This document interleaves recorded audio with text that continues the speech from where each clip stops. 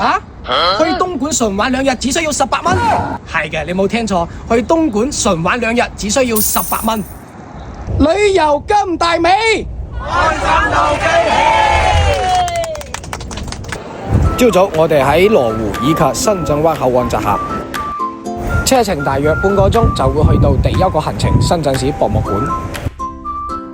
參觀完博物館就會帶大家去到東莞寮步食飯嘅餐廳啦。第一餐我哋食紅腰豆扣鮑魚以及鹹香雞燕。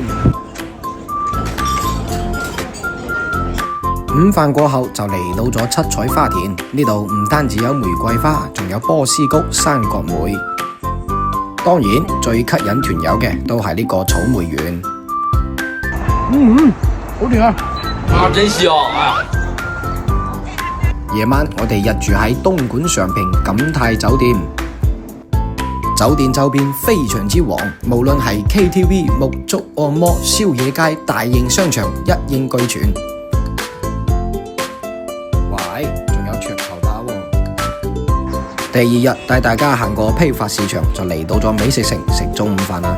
呢餐我哋食燒雞燒鵝宴。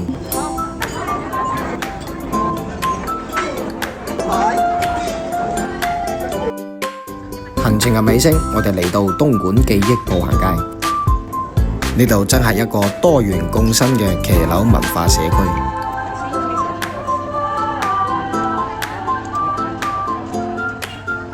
24小時標配私人旅行管家，由中國大陸揀大美中國。